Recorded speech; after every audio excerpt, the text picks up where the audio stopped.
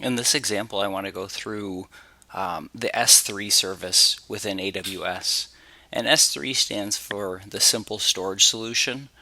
So that's where the acronym S3 comes from.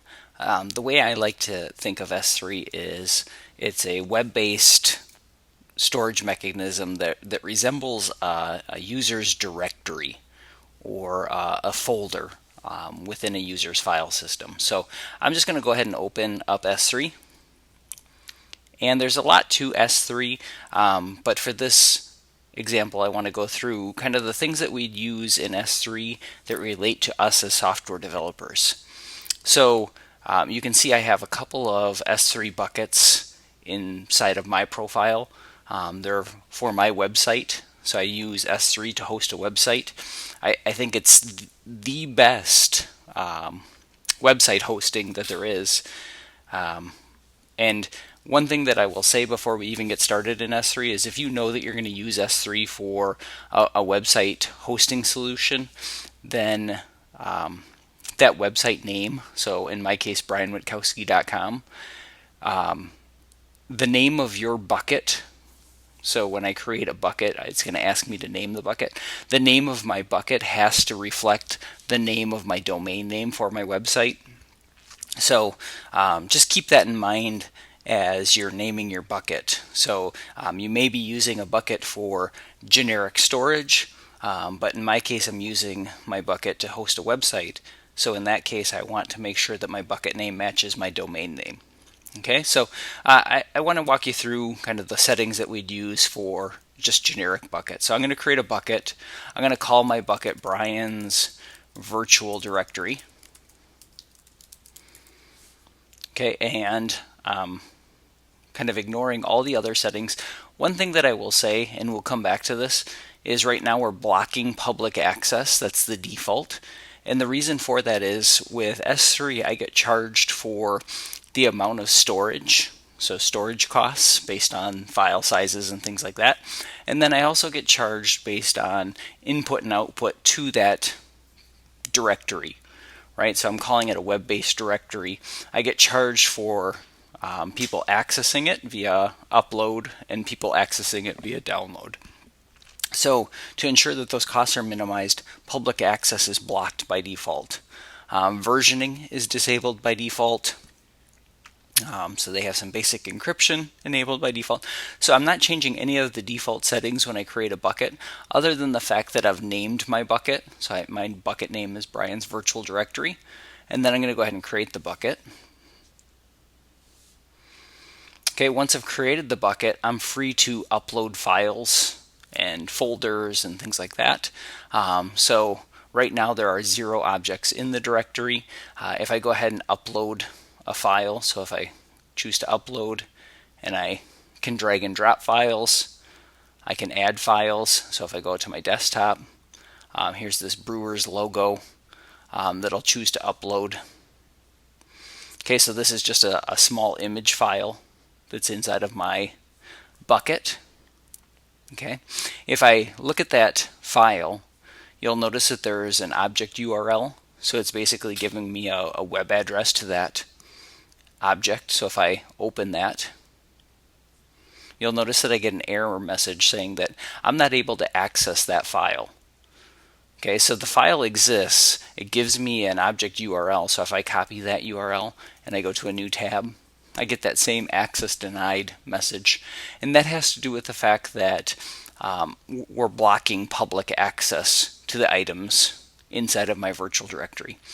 That may be fine. Maybe I'm just using this as kind of a personal web-based storage solution, or maybe I'm using it as a storage solution for my company, and I don't need public access. But if we're using S3 to host a public website, we're going to need outsiders, so just the general public, to be able to access the files within our virtual directory or within our bucket in S3 terminology. Okay, so right now that access is blocked, right? And that was when we created the bucket. When we create the bucket, public access is blocked by default.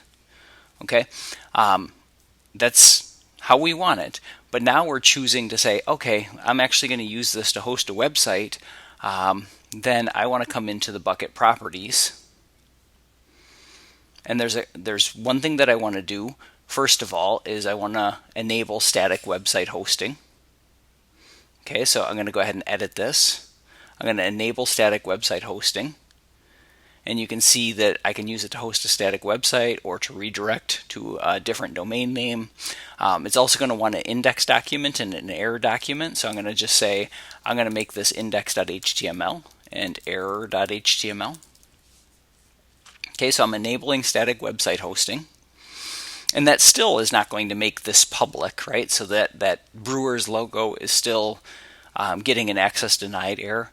The other thing I have to do is if I go into permissions, I want to change the setting that allows for public access. So if I do that, I say I'm not going to block public access because it's going to be a public website. I'm confirming it. I'm acknowledging the fact that I want to make the objects public. You'll notice that I still am not able to access that file. I'm still getting this access denied error. Okay, and that has to do with the fact that if I look at the individual file, so I go into the Brewers logo and I look at the permissions there, you'll notice that the object owner can read and then read and write the object's access control list. Okay, so I have those options, but the public, so public access, everyone does not have read access to that object. Okay, and you'll notice that it also gives me a message. This bucket has the bucket owner enforced setting applied for object ownership. And you'll notice that it has this access control list and I want to edit it, and it's telling me I can't do that. If I actually want to do that, I should use a bucket policy to do that. So I shouldn't be doing it on the individual file. I should be doing it on the bucket to control access. Okay, so I want to open up the bucket so that the objects within the bucket are publicly accessible over the web. Okay, so I'm going to back up to my bucket, and if I go back to permissions, we've turned off that block, so that's off. But then we need a bucket policy that allows the objects within the bucket to be publicly accessible. Okay, so I'm going to go ahead and edit this. And you'll notice that there's this policy. This policy is actually supposed to be written in JSON. Okay, so JavaScript object notation. In order to do that, I'm not going to write the policy here from scratch. I'm not going to write JSON here from scratch. I'm going to go to the policy generator to do this. Okay, and the policy generator is going to generate that JSON statement for me based on some questions and some settings that I'm configuring here. So the first thing I'm going to do is I'm going to say that this is a policy for an S3 bucket. I want to allow, the principle is, what users are we talking about? Well, I'm talking about all public users, so everyone. And the way I supply or reference everyone is to use that star indicator. Okay, the actions that I want the user to be able to do is I want them to be able to read. And the way I supply a read statement is there's a get object permission. Okay, so I'm using that get object permission. And then it wants an Amazon resource name. So the Amazon resource name is my bucket name, and then the resources within the bucket. And it tells me the format of how I'd supply that resource. Okay, where the bucket name is a variable and the key name is a variable. Okay, so it's going to be ARN : AWS : S3 : my bucket name, which is Brian's virtual directory. And then the object that I actually want to access within that directory is all objects. So I'm doing a / to indicate all objects within that bucket. Okay, I'm going to add the statement, and I'm going to generate the policy. Okay, so this is the JSON statement here.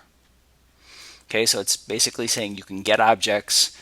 We're allowing it to all of the files in the directory for everyone.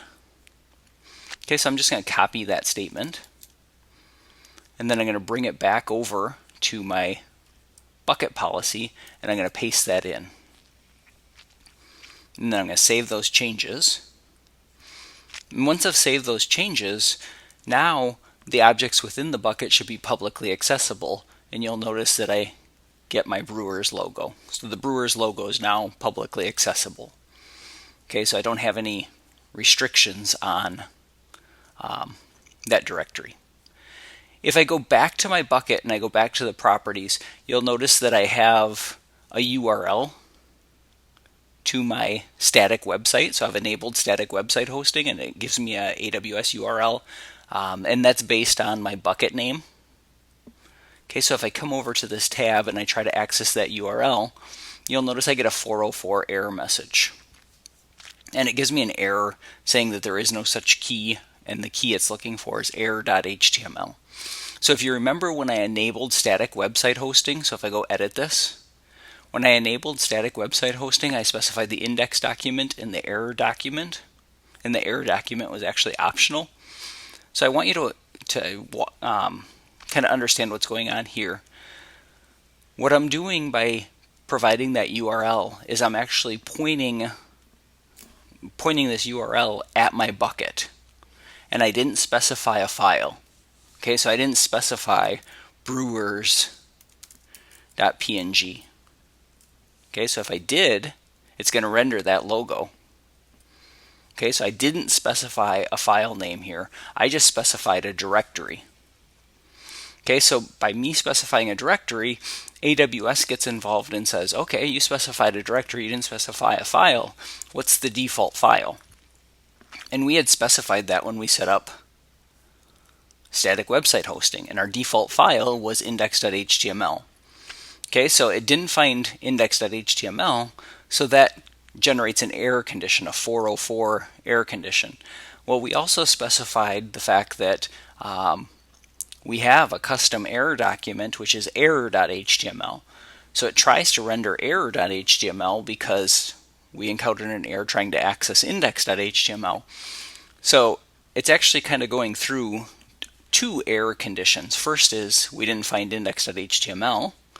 Then secondly, we didn't find error.html either. And finally, we just get a generic error page that AWS provides for us. So we can fix both of these things. Okay, so I want to actually upload two files. So the two files that I want to upload, I have them on my desktop.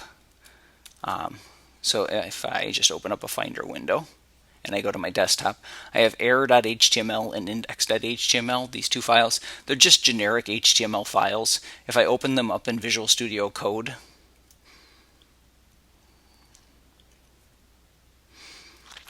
so I'm just opening these two files in Visual Studio Code. Index.html, the title is the S3 demo, and I have that it's modified already. I don't want that. So it's just an S3 demo. Okay, so this is index.html. And then my error.html, this is Brian's error file, and it says, oh no, an error occurred. What I want to do is I want to first upload this error file. Okay, so I'm going to start there by uploading the error file. So I go back over to my bucket in the objects, and I add that error file.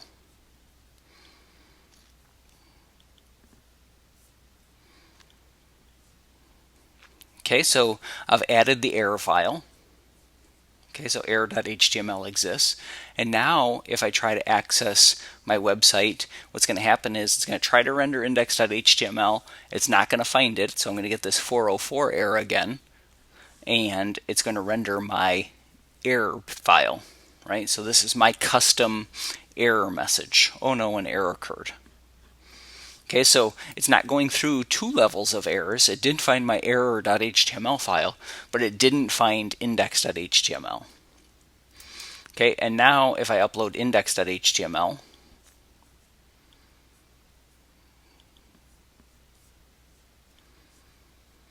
now what's going to happen is when I try to access my website, now I get my index.html file. I'm still able to access index.html directly. I'm still able to access error.html directory. I'm still able to access the Brewers logo directly. All of that's fine. But if I access a page that doesn't exist, some dummy page.html, so if I access a page that doesn't exist, what's going to happen is I'm going to get my custom error message saying, hey, an error occurred, that file doesn't exist. Okay, so I have a static website now, and the static website has a couple of pages, so 2 HTML pages, and then a PNG file, so an image file. I can also create folders, right? So if it's a website, I might have images. If it's a website, I might have some CSS. Yeah, I might have some JavaScript. Right, so I can have all of those folders, and that's fine. I can have files within those folders. And the way we set up our bucket policy is those files and folders within all of those subdirectories are publicly accessible, because if I go back over to my permissions, my bucket policy says that any resource in that bucket is readable. Okay, so these are kind of the basic settings to set up a static website. One other thing that I like to do as a web developer is if I go back over to my bucket properties, I like to enable bucket versioning. So right now bucket versioning is disabled by default. I like to enable that setting. And what bucket versioning does is it actually tracks the changes of your files within S3. So right now I have a couple of files that I'm keeping track of. So specifically I'm keeping track of index.html and error.html, and those things may change. And let's say I'm in charge of a website and I deploy a change and it breaks things, I might want to roll back to a previous version. By enabling versioning, what it does is it keeps track of all the versions of all the files that are ever uploaded into that bucket. And the way Amazon gets paid is they're actually storing multiple copies of your file. So there's more storage costs associated with that, but the storage costs are very cheap. So storage is cheap. So I would recommend turning on bucket versioning. Okay, so now that I have bucket versioning enabled, if I jump back over to Visual Studio Code and I make a modification,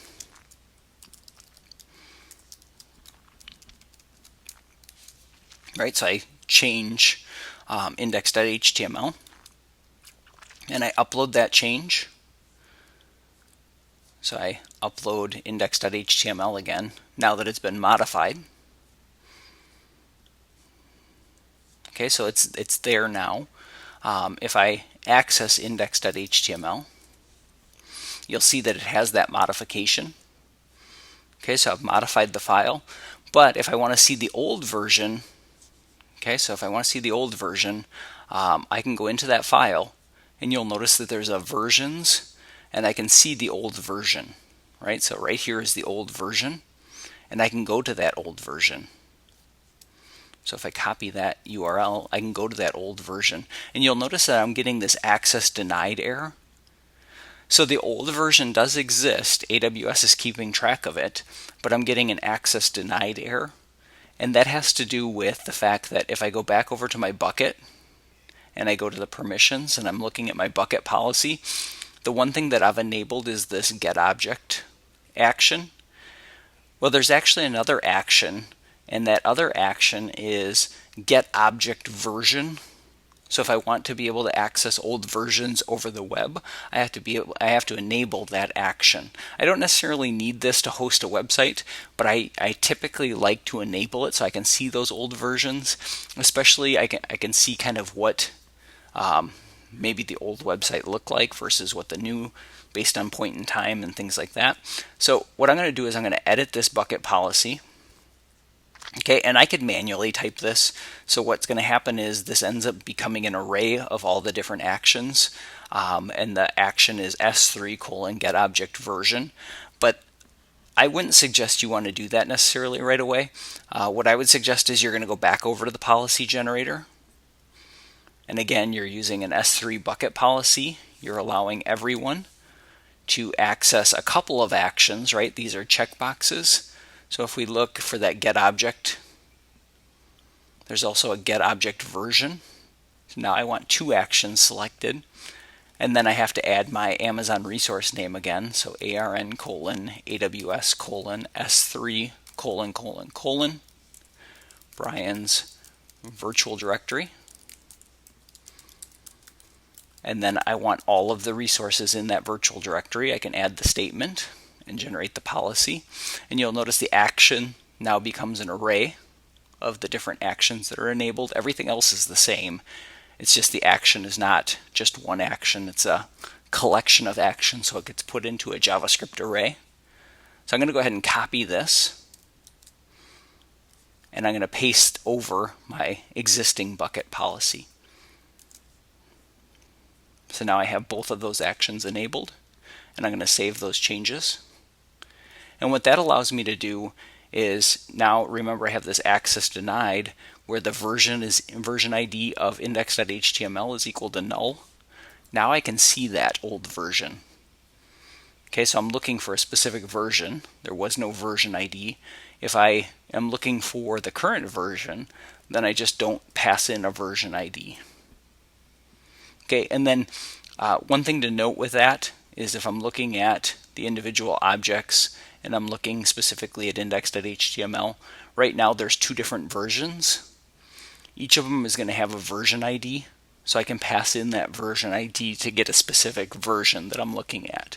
The current version, I do not have to supply a version ID. That's the default version. But if I was to make another modification, then I would have to use this version ID to access that specific version of the file. Okay, so there's other settings that I could use with my S3 buckets. Specifically, if I was a system administrator and I was using this for data storage, I might decide that I want to store my company backups out in S3 in case there's some kind of local disaster or maybe a failure of a disk drive or something like that. I could store backups out in S3. I might do archival. So I have a friend that owns an accounting firm and they have to keep 7 years of client data in case they're audited. So I might use this for storage for that kind of situation. I will say that there are other options within buckets specifically related to lowering the cost of storage, and that has to do, there's obviously trade-offs there. So with a general bucket, what happens is I have kind of on-demand access to the resources in the bucket. If I was more of a system administrator as opposed to a software developer, I might look at those other options to minimize my storage costs. And the trade-off there is accessing that data can get slower, right? And then basically that's going to lower the cost for me. But for a software developer, we typically don't look at those options, or those options aren't necessarily relevant. So I'm kind of skipping over some of those options within S3 buckets. So the key terms, if we do a quick review, is we can create a bucket. So if I create a bucket, I have to have a bucket name. There's some naming rules about that bucket. If I know that I'm going to set up a website based on the bucket, or I'm going to host a website, my bucket name should match my domain name. We have public access enabled, so we do not block public access for a website because we have end users that we don't know. We want our website to be publicly accessible, so the default option is we are blocking public access. We actually do not go with the default option, and I have to acknowledge that. We have versioning enabled, so we could have done all this to begin with. And then lastly, if I look at the buckets and our specific bucket in the permissions, we have a bucket policy that allows all users to be able to read the files and the different file versions within our virtual directory, or within our bucket. Okay, so we have a bucket policy that provides access to that. Okay, and that allows us to create a static website. Okay, so those are kind of the basics of what we went through for an S3 bucket.